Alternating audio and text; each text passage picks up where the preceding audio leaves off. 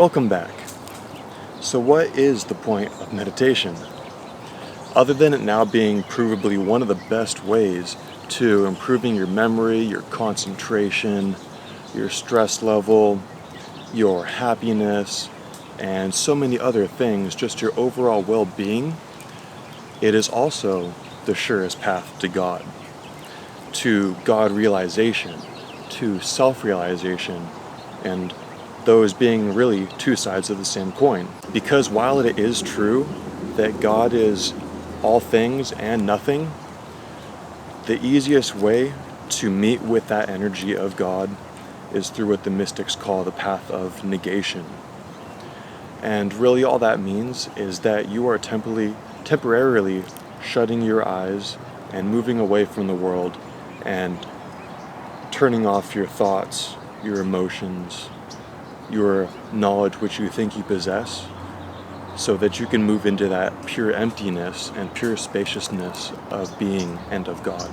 If you know intuitively that God is beyond all description, all form, and all names, then the best place to search for God is not in the world that we are accustomed to, the world around us, but the world within, by tuning into that space and becoming present to what we can witness within. Lao Tzu called our ordinary world the world of the senses around us, the world of the 10,000 things, because everything appears endless and separate and distinct from one another. And in Hinduism, of course, they call it Maya, which is the shroud and the illusion that keeps us separate from the truth of the oneness with God and with all others. And this is why so many people have what's called a period of the dark night of the soul, where people have a glimpse of the truth, but then return to the world, and everything again appears separate, and they are no longer able to tune into that truth, and everything is just so monotonous and disjointed again. In meditation or contemplation, the mind slowly transcends all perceptions, which are the outer shroud of truth, and all thoughts, which are the inner shroud, so that we may finally and directly be able to experience God. By practicing the path of negation and saying, no, God is not my thoughts, God is not my idea of infinity or goodness, you can begin to enter that space of silence and contemplation and experience God, and not just to have an idea of what it might be. Because a lot of people have a belief of what God is, while they have not actually experienced God. And in meditation, you are able to experience God. You will know beyond any doubt that you are experiencing God.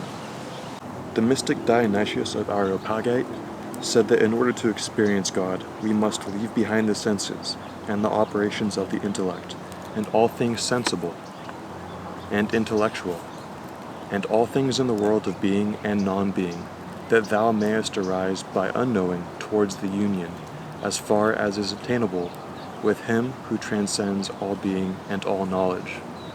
For by the unceasing and absolute renunciation of thyself and of all things, thou mayest be borne on high, through pure and entire self-abnegation, into the super-essential radiance of the divine darkness. Now that's a tall order, but we have the technology, and it's called meditation. All you have to do is sit still long enough to turn inwards and begin to tap into that energy. Because like I said, you will know when you are getting closer and closer to the energy of God. There will be no doubt in your mind that that is what you are coming in contact with. So meditation then is the most tried and true path to knowing God.